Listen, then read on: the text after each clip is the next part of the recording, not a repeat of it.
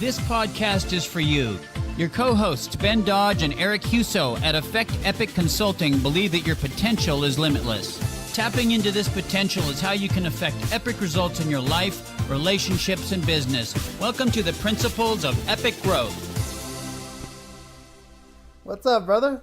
Another day in paradise, especially on a day like this when we get to record a podcast. It is a beautiful day. I love recording with you. I learn so much from you. I love just, I feel when I walk away from here, I feel like, man, that guy's an incredible human being. I feel the same way. It's really, funny thing is we started this so we can answer a ton of questions of our clients and other people that constantly come to us, but there was a selfish motive, and that was to hang out together and just discuss these things and continually evolve and continually learn together, which we get to do. So, look, our number one, hands down, by far, number one listened to and downloaded podcast is our podcast on commitment.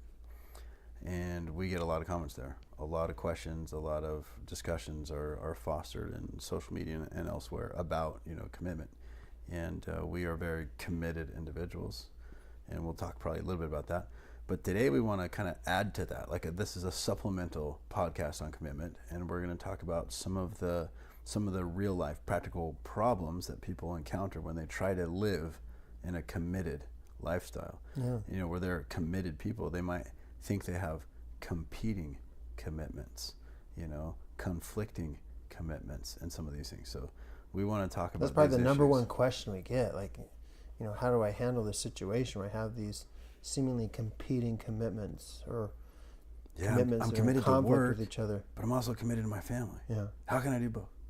And one of the most frustrating things is people will throw their family under the bus as an excuse to get out of a commitment at work, when in reality, if they would just be really clear on what they're committed to and the priority of that, they would never do such a thing. That's right.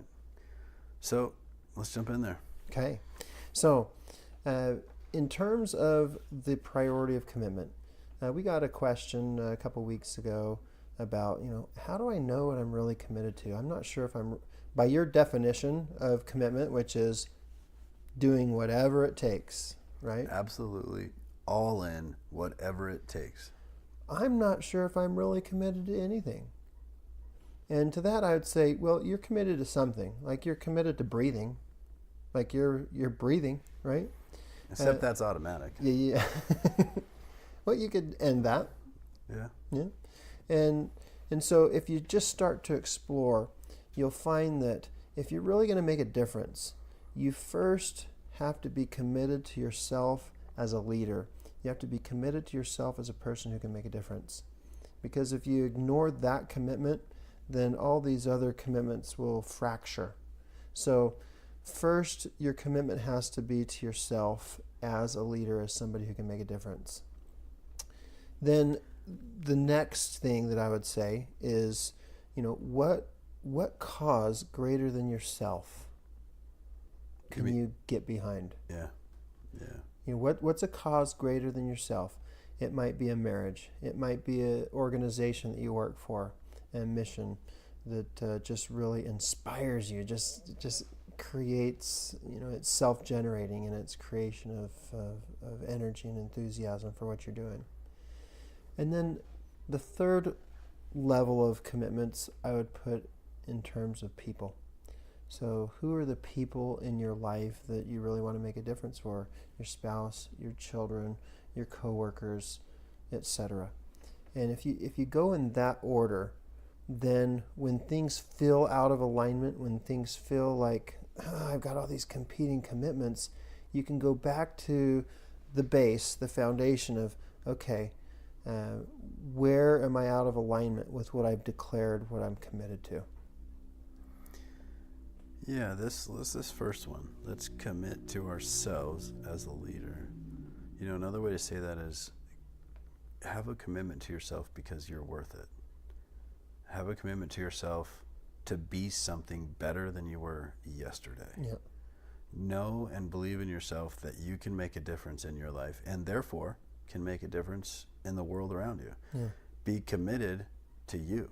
Be committed to the fact and the principle of you are a creator. You can happen to this world. The world doesn't have to happen to you.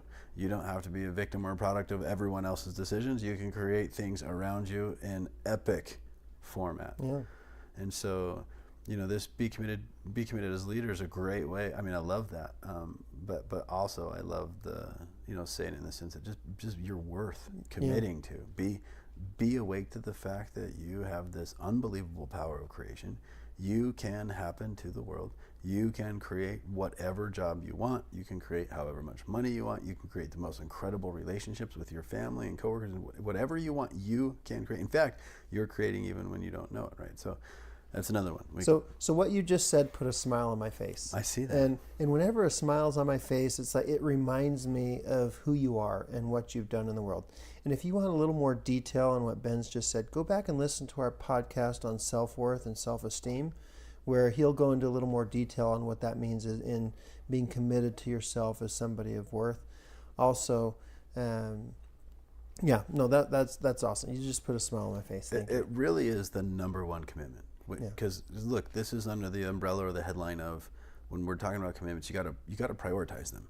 This is how you can deal with what feels to be an overwhelming schedule or commitments that don't necessarily align together and so forth.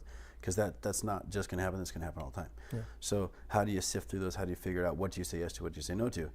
You just realize the number one absolute must commitment is to you and your worth. Yeah. You're worth it. One other thing on that I'd like to add is you have to be committed to be a person who honors your word. So go back to our integrity podcast on what integrity is and what we mean by honoring your word. You have to be somebody who's committed to honoring their word, that you are your word, that when something comes out of your mouth, that people can count on it. Okay? And so that's what we mean when we talk about being committed to yourself, because some of you in some certain religious context might be like, oh, wait a minute, I'm supposed to be selfless and I'm not supposed to think about myself. I'm supposed to put other people first. That's not what we're talking about here. We're talking about a commitment to your ability to influence other people and to make a difference in the world. And just like the axiom is, you can't raise people to higher ground if you're not standing on higher ground. If you're truly committed to a cause greater than yourself, if you're truly committed to helping other people, you have to be committed to yourself in being in a position where you can help other people. Yeah, committed to yourself is all about a commitment to developing yourself. And so, of course, it's going to include things like integrity, alignment, and all these other commitments you should make to yourself. But it starts first with a commitment to you. I am important. I commit to being the best version of me that I can be. And I commit to being better today than I was yesterday. Yep. And because of those commitments, or that singular commitment to me, I can move through this world in a way where every day is better than the day before, even bad days. Yeah. And I can create things on an epic scale. And so, and that's going to include, my commitment to myself is going to include things like exercise, nutrition, integrity, a good family, a good job. I mean, all those things, making a certain amount of money, right? All of those things are going to come under, the commitment to me. Yeah, beautiful. So as you have these commitments and you put them in priority, where you're committed to yourself, you're committed to a cause greater than yourself, where, if you've done these commitments to yourself so that you can make a difference in the world, whatever that is for you, people come into play in this. Okay. So, if you're working for an organization and you're committed to the mission of that organization, you're going to be dealing with people. And people have problems. People get sick. People don't show up. People have to be relieved of their duties. People are always in here. And people can't, and I'm a people person. I love people. I've got a soft heart for people. And that's, one of my strengths. Now, the flip side of that strength is it can also be a weakness. And I could sacrifice my commitment to the mission in the name of being kind to somebody. And that isn't commitment. That's actually a commitment to me being liked and that desire for me to be liked. And so I've got to be aware of that I can't let a specific circumstance where I am, in a position to sacrifice what I'm truly committed to, which is a cause greater than myself, be sacrificed for a temporary thing where, somebody has failed me, or somebody has not failed me, but has failed the mission. Yeah, mission first, buddy. Yeah. Always. Yeah. Always mission first. When we're talking about commitments and prioritizing things, we're talking about believing in ourselves and committing to ourselves. It's interesting to say that next is a cause greater than yourself. So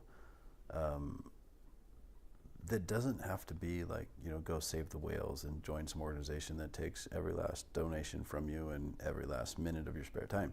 Unless that is what, calls to you. Okay, great. But a cause greater than yourself could be something simple like serving people. Yeah. And you can be committed to serving people. So you find opportunities in your job, for example. You find opportunities in your hobbies. You find opportunities in your spare and free time to go serve people. Yeah. It's interesting what that cause is, but it is a great motivating and driving force. And you should find one that really is in alignment with you, that you can easily commit to. For a lot of people, a cause greater than yourself is your marriage. For a lot of people, a cause greater than yourself is raising your children. That puts you in this position where Right. you are beyond just focusing on me, but you're focusing on serving other people and making a difference in the lives of other people. Yeah, absolutely. And then when it comes to people, I have a personal example. So I get a ton of invitations for lunch, and professionals, all over want to take me out to lunch and chit chat. And I totally love and enjoy that. But my schedule can fill up really quickly with just things, right? Work and just all the stuff that we do here. Making the magic, right? And so it gets busy, and it gets busy fast. And I had recently somebody reach out to me, and I think it was through LinkedIn. I can't remember. Went through one of these, network, social media outlet kind of deals, saying, "Hey, I think like we could benefit each other, kind of a deal, and let's meet up, and I'd like to take you to lunch or something." It sounded like a sales call, like he wanted to maybe pitch something to me. And so I just reached out and I said, "Hey, look, I get a lot of people that contact me that want to go to lunch. A lot of the times, not all the time, but a lot of times it's to kind of discuss some business problems and strategies, and I kind of coach and consult them through it, and I love doing that. A lot of times it's also somebody that's just trying to sell me their product or service, and while I appreciate that, I don't have time for that. I've got people that can listen to that sales pitch, and if it meets certain things that works for me, then I'll listen to it, kind of a deal." And so, no kidding, the emails went back and forth 2 or 3 times before I can finally flesh out the fact that he really did actually want to just sell me something. He's obviously never met me before and doesn't really know me at all. And I just told him, I was like, I've got other commitments right now. While I love to listen to these things, that's not, on my priority list. And I just had to tell him that way. I mean, I wasn't being rude, but the fact of the matter is I don't have time to just listen to every sales pitch of every product or service that, comes our way with stuff. And I said, "Look, you can talk to so-and-so in my organization, and they can listen to it, and they know things that I'm looking for. And they know even what I don't know that I'm looking for to know that I should be looking for it. So you talk to them. I appreciate it, but I don't have time even for these kind of emails right now. So good luck. Have a great day. Thank you." And some people might get offended by that. Think, "Oh, Ben, you rude jerk. You didn't even give this guy a shot." Well, look, guys, it's talking about commitments. My commitment is not to listen to every sales pitch that comes in. Yeah. I'm not committed to that. I never will be. I'm committed to growing this empire. I'm committed to all these other things, right? And so that doesn't fit in. While his service or product may someday be helpful, it isn't now. And I have people that are in place for that. So I'm not going to waste time with it. So let's do a hypothetical. Let's say that you, after the 5 email exchanges, you said yes. Now, what's your mindset going to this lunch? Are you in a position where this guy's going to actually sell you? No, you're full of resentment. You're like, "Man, this guy pisses me off. I couldn't get him off my email." You're so full of resentment. It's a waste of your time. It's a waste of his time. Yeah, what happens is I become a victim of the circumstance, and I allowed that to happen because I would have been inauthentic in my communication and in my commitments. Yeah. And so my intentions, of course, would be out of alignment, and my actions would be out of alignment for my commitments. And so it'd be a nails on a chalkboard kind of meeting, because I would feel like I'm wasting time. Or I would end up, I wouldn't do this, but people would end up just canceling last minute, and then you're out of integrity now because you said you'd meet him. Like, there's so many problems there. So look, I've learned this the hard way. I've been down that road before. So it's much easier to be completely clear. Be clear on what you're committed to. Completely clear on my commitments and completely clear on my communication. And then I don't have any resentment now, at all towards this guy. And I haven't wasted any more time. I haven't done, and he can move on. And if there is something of value for me, then I'll be informed of it through the kind of channels that I have that time you created. for. Yeah. Beautiful. Let's talk about a situation that frequently we get asked about and comes up with us. And that's when you think you've made a commitment and you fail in that commitment, where you kind of quit or give up, or it doesn't do it. And I'll start off with a common example that we're all probably familiar of, and that is a goal that you set. And the most frequently broken goal is weight loss. New Year's resolution weight loss, in fact, right? Did I guess right? Is that where you were going with that? Yeah, weight loss. Yeah, so January. December 31st, you're with your friends, your family, celebrating the new year. It's like, hey, what's my New Year's resolution? Oh, I'm gonna lose 20 pounds this year, and everybody gives you high fives and pat you on the back. Yeah, it's gonna be so awesome. You're gonna look so good. And what happens, by the way? New Year's rolls around, and you're already at the dessert bar eating stuff. Because there's so much food. You broke your commitment. Yeah, I'm gonna start tomorrow. Like in the first few minutes of the year, you broke your commitment. Sorry, but We've it all happens done it. all the time. Yeah, we've done it. We've done it. So, ask yourself, what are some commitments that I've made that I haven't kept? If you'll really dig deep, you might discover that the true impetus behind you making that commitment was looking good. That you'd be celebrated for the making of the commitment. So this is where you have to be really focused on committed to an outcome. If you're truly committed to an outcome, then it doesn't matter what happens. Like, it doesn't matter if there's donuts in front of you. You're not going to eat them if you're committed to that outcome. If you're committed to looking good, then as soon as people walk around the corner, you might sneak a donut, right? By looking good, like, I'm sure that goes without explanation, but let's flesh it out just a little bit. It's you're worried about what people think of you. Yeah. And you like, your for image. example, I mean, I got friends that are this way. They're prolific social media posters because their whole self-esteem is wrapped up in what people like and comment on their posts all the time. Yeah. And so they're the guys that I think you're referencing. They're the kind of people that you're referencing about, their commitments are probably going to collapse on themselves because they're more interested in the glory, so to speak, of saying they're going to do this hard thing as opposed to really doing it. And they get a little tiny buzz and a little tiny high from everybody congratulating them for saying it, right? That's what you're talking about. So they're more committed, actually, if they're being honest with themselves and transparent, they're more committed with how you say looking good, with how people think and what people think of them. Yep. And that's like a self-esteem volcano waiting to blow up, Totally inauthentic. Just a terrible way to live life. Yeah. It's a non-powerful way to live. It's, you're just spinning your wheels trying to please people, trying to look good, trying to cover things up. Yeah. Unless out of that. Unless hypothetically you're committed to people thinking that you're great. Then you would be completely authentic. Right? I know it's a weird hypothetical, but just think about it, right? Maybe there's somebody out there that, I mean, that'd be stupid though. That's not real. No one's that way. Yeah. So yeah, anyways, if you're committed to the outcome, to actually what happens when you achieve this thing, as opposed to what people think of you while you're trying to achieve it, then you're going to be more likely to achieve it. That's essentially what you're saying. And you'll be okay with failure. You'll be okay with failure, and you'll treat failure as a learning experience. And it won't be this fixed event that happened. No, okay, yeah, I messed up and I'm committed to this outcome. I'm going to find a way to fix it, and I'm going to find a way so that I don't mess up again. Yeah, because you have to learn. I mean, how many times, this is cheesy, but it's true. How many times does a baby fall before they learn how to walk? Yeah.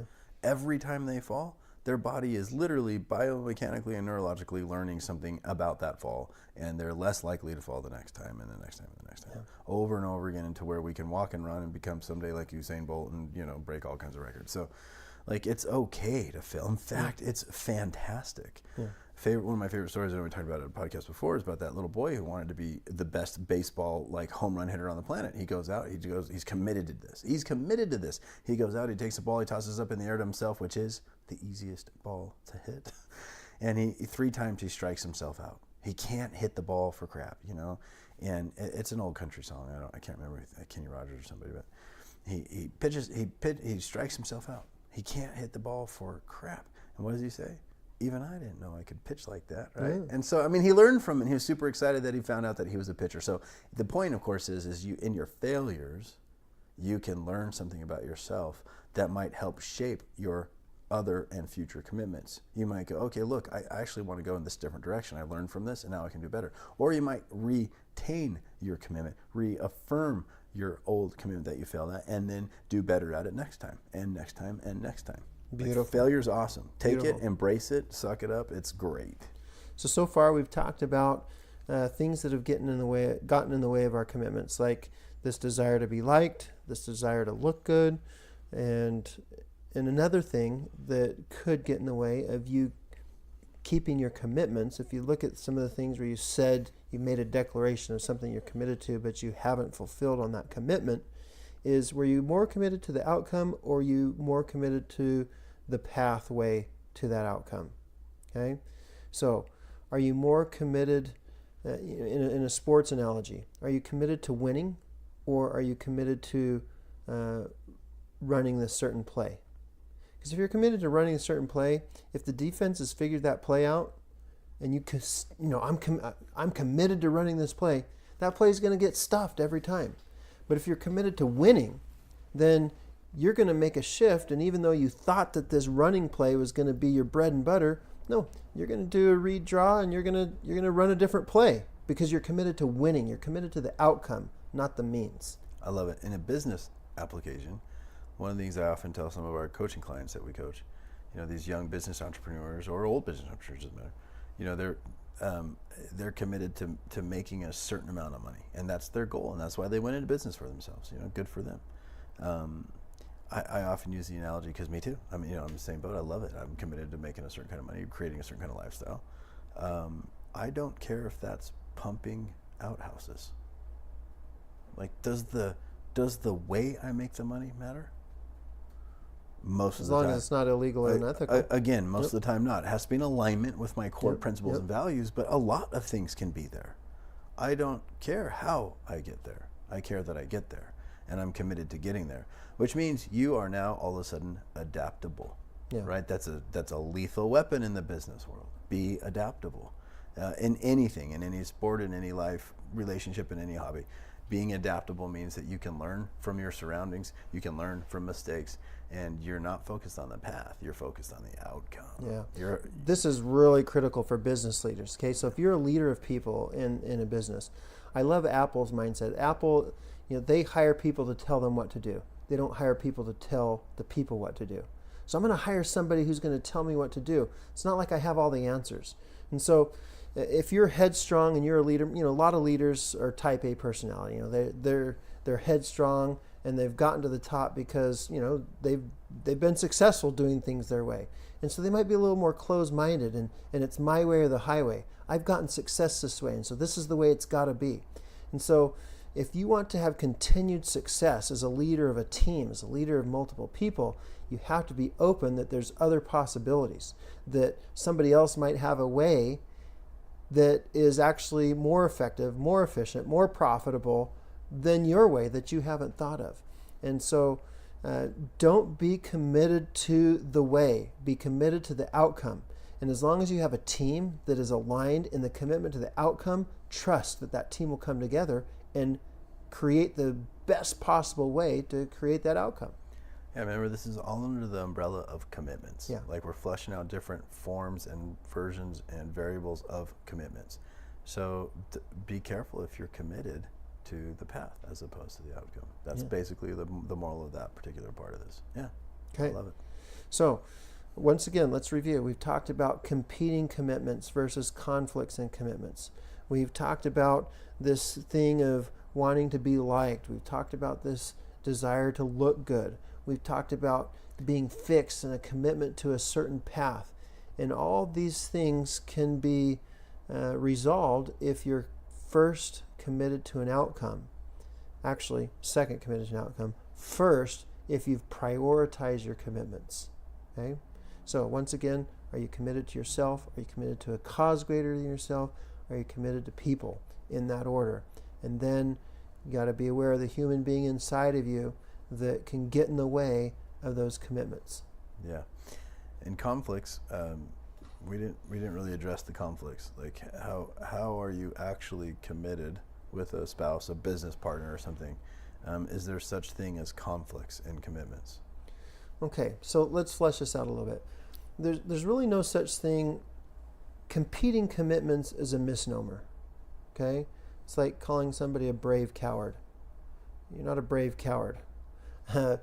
Competing commitments is a misnomer. There's conflicts that arise in your commitments, but if something's competing, then it's not really a true commitment. So, for example, if I make a declaration that I'm committed to my family, and you were to come to me and say, hey, every night, 7 nights a week, from 6 p.m. to 10 p.m., it's bowling night. You ought to do it, dude. We'll do it. We'll have a great time together, just us and the guys. Wow, that's a lot of bowling. That's a lot of bowling. Maybe if it was a cycling club, I could be we tempted could with maybe do cycling, it. but not with bowling. Okay. Now, if I said yes to that, was I really committed to my family? No. See, that's an example of a competing commitment where, you can't say yes to both of those.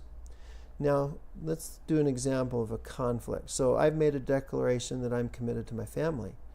And there's a certain circumstance where somebody calls and say, hey, somebody's moving in and they broke their leg and there's no way they can do it. Can you come down? Can you leave your family tonight? Can you come down and help unload their moving truck into their home? Now that's a conflict with what I've declared. I've declared that I'm committed to my family. In that moment, in that instance, there's a conflict of, okay, I could be home with my family and somebody's asked me to leave my home tonight to serve. Well, in that moment, there's a little conflict, but that doesn't compete with my commitment to my family. That's just a moment where I can go to my family and say, hey, I know that I like to be home with you and we like to do things. Are you guys okay if tonight, and maybe one or two of you kids can help me go and we can help the neighbor down the street that needs help moving? And so that's just a little momentary acute conflict with what you've declared you're committed to. It can be overcome. Word of caution. In the business world, we're committed to our families, we're committed to our businesses. And most business people throw their family under the bus inadvertently because they feel like they're working hard and sacrificing everything for their family by building their business. And so they get in this awful conundrum, so to speak, of building their business but ruining their family relationships to the point of divorce and all kinds of things, right? Yeah. And so the word of caution is you can absolutely end up having competing commitments or conflicting commitments by consistently choosing things that compete and conflict. So remember, you're the sum total of what you consistently do. Like it or not, you're the sum total of what you consistently do. So stop, look in the mirror. Do you consistently choose your family, or do you consistently choose something else? To sit at, how about maybe you consistently choose to just sit in front of the TV every night and ignore the family, so to speak, not intentionally ignore them, but you're just doing your thing, zoning out while they're doing their thing. Maybe you consistently choose to work late. Consistency is the truth serum of who you are. Yes, I'm committed to my family, but day in and day out, it's late nights at the office. Yes, I'm committed to work. Day in and day out, you're late to work. You leave early. Yeah, that kind of stuff. Come on, let's be real. Consistency is the true serum. You look at what you consistently do, and you see how weak your commitments are, and or how you are absolutely in conflict and or competing with these commitments and making horrible choices. So be clear on your commitments, and then therefore you can be clear on your intentions, and you can change your behavior. But be careful. Don't justify, the occasional one night late at work that turns into the 2 to the 3 to the 4 to the every night late at work, and still think that you're committed to your family, because what we consistently do is who we are. Yeah. If you want to know if you've fallen into this trap, if you've fallen asleep to this trap, and we need to flesh this out probably in a whole nother podcast. This is a deep topic here, but you could ask your family what you're committed to. And you could go to your kids and say, "Hey, what am I committed to?" Ouch. And see what they say. Yeah. Ouch. And do they say, "Dad, you're totally committed to us"? Bet not. What do they say?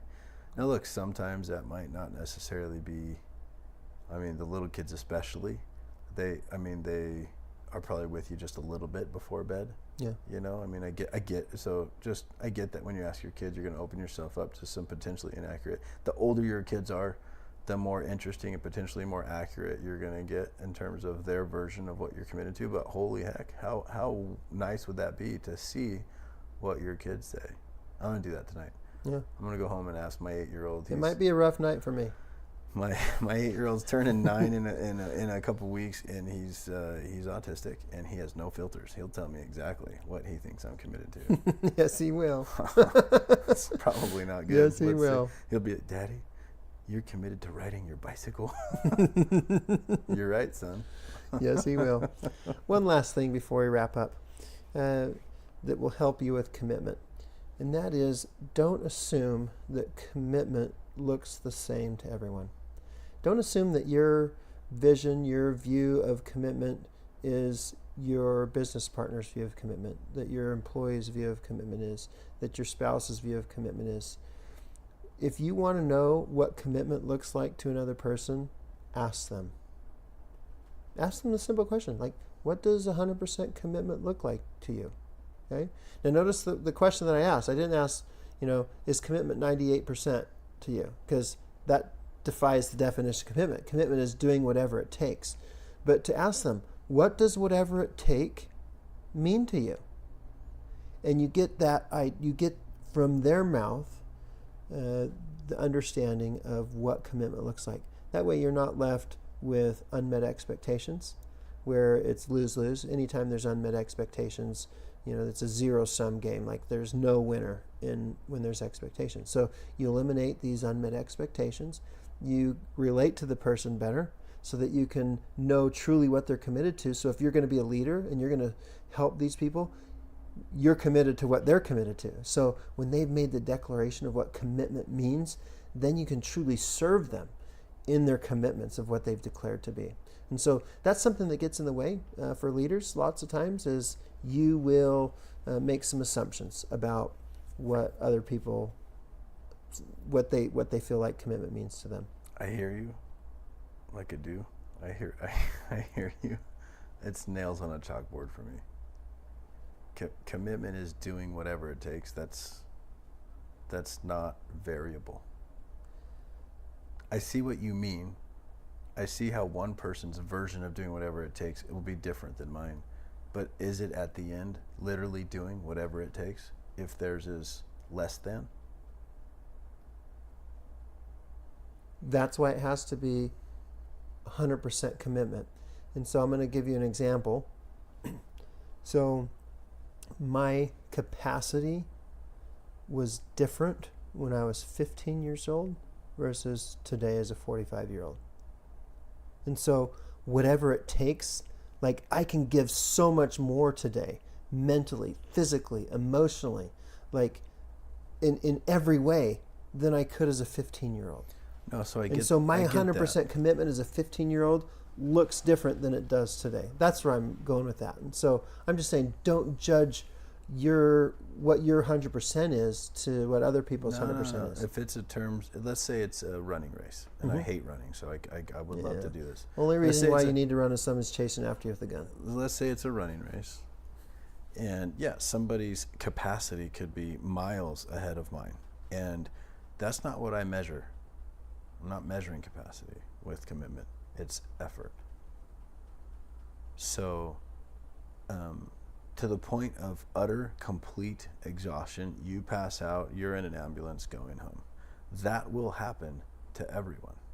Pushed enough, committed enough to the extent where they have to just collapse. That's equal. It might happen sooner for other people. So in a business world as a leader where you have people working for you, to give them an out or an excuse is what it is to me. To have them define what their 100% looks like will never come from my lips. And the reason, and I get what you're saying, but the reason is like all out effort is all out effort. There's no other way to define it. If it's measured in distance, i.e. capacity, sure, somebody's emotional and physical capacities are going to be different and they're going to change, and those can be developed, and hopefully through these principles everyone's doing that, strengthening and developing their capacity. But all out effort is a constant. It's an absolute constant, and they're either putting that out there or they're not. They're either sandbagging or not.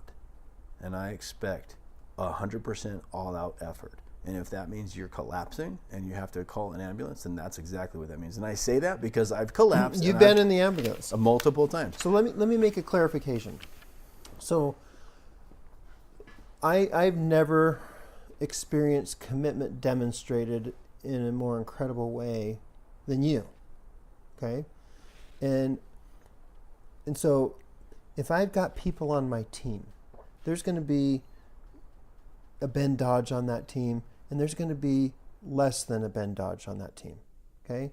And as a leader, I want all my team to demonstrate the commitment of a Ben Dodge, right? And by me judging them, or by me having an expectation that they be you, isn't going to make them be you. So when I say ask them, what does 100% commitment look like to you?